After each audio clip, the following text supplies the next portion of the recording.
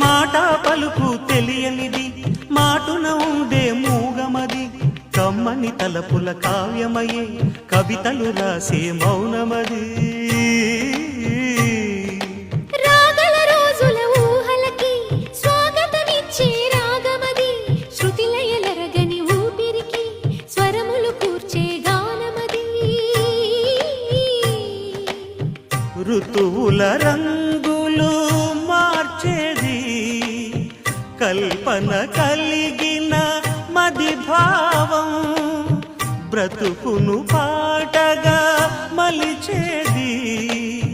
మనసున కదిలిన